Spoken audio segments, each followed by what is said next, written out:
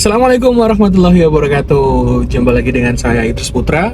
Dan di kesempatan kali ini kita akan bahas tipis-tipis ya buat teman-teman yang baru mau mengawali untuk belajar NLP atau Neuro Linguistic Programming.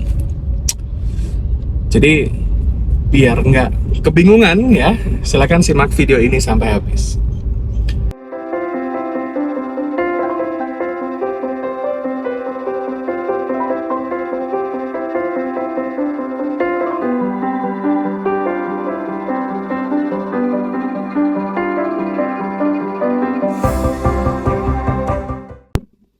Jadi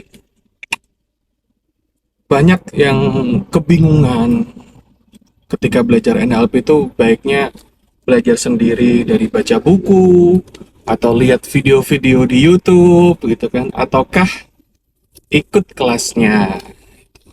Ini pertanyaan yang cukup umum ya terkait dengan bagaimana cara belajar NLP. Sebenarnya ada banyak cara teman-teman kalau kita mau belajar NLP ya. Yang pertama, seperti yang sempat saya sebutkan tadi, kita bisa belajarnya lewat buku, lewat video-video, lewat artikel gitu. Itu cukup membantu untuk kita bisa tahu dan kenal yang namanya NLP. Nah, kalau untuk proses belajar yang lebih tepat ya, tentu dengan mengikuti pelatihan, maka kita bisa mendapatkan pemahaman yang lebih dalam ya tentang NLP. Tapi bukan itu poinnya.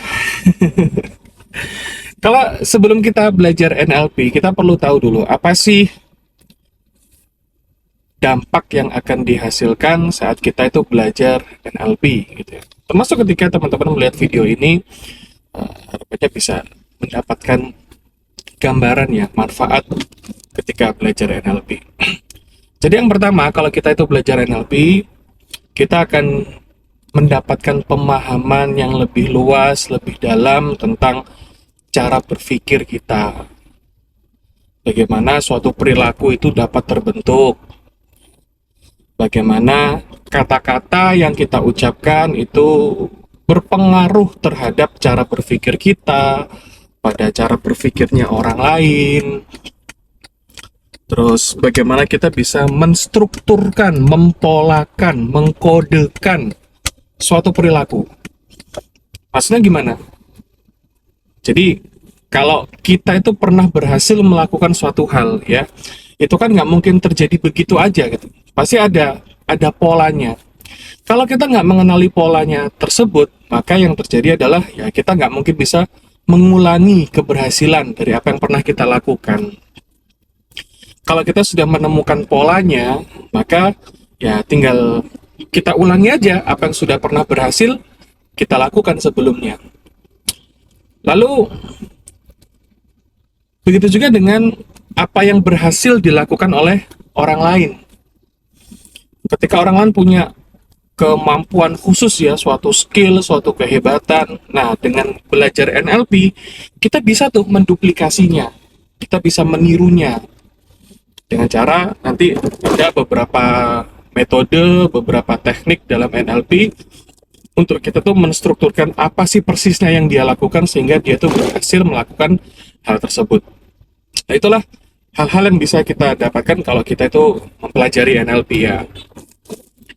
Nah, kembali lagi ke tadi nih. Kalau ikut pelatihan, itu memang kita jadi lebih punya guru ya, kita tuh punya mentor yang mengarahkan gitu. Kalau kita ada pertanyaan bisa langsung ditanyakan dan kita bisa mendapatkan jawabannya. Belajar NLP secara mandiri itu bisa, teman-teman. Bisa banget. Hanya saja nanti trial and error-nya itu lebih banyak. Nah, tergantung seberapa kuat motivasi kita itu untuk terus ngulik ya, eksplorasi tentang NLP, itu pengaruhnya gede banget. Tapi kalau dari awal kita udah kebingungan, dari baca-baca buku ini apa sih gitu. Ya, kebanyakan ya, kalau motivasinya nggak kuat akan putus di tengah jalan gitu. Nah, Kalau ikut kelas ya jelas ada trainernya, ada yang ngajarin, ada yang ngasih tahu, ada yang membimbing gitu kan. Maka ya dengan punya guru itu akan lebih memudahkan kita untuk mempelajari NLP. Nah, terus buat yang tanya, terus NLP itu apa? Kok malah belum dibahas di awal gitu kan? Ya memang sengaja. NLP, kalau definisi NLP ya teman-teman itu ada banyak banget ya. Bahkan para founder dan para developer NLP itu memiliki definisi yang berbeda-beda. Macam-macam. Makanya kalau orang belajar NLP dari baca buku, biasanya, oh ini definisinya kok banyak banget gitu kan. Ya karena memang cukup luas gitu. Nggak ada hal yang baku yang pasti tentang definisi NLP gitu. Makanya kalau kita mau mendefinisikan NLP ya pilihannya yang pertama kita bisa merujuk pada para founder atau para developernya yang pertama. Terus yang kedua kita bisa mendefinisikannya sendiri teman-teman. Boleh. Jadi setelah kita baca-baca tentang NLP, kita belajar tentang NLP, terus kita punya definisi sendiri bahwa NLP adalah titik-titik gitu, itu boleh banget.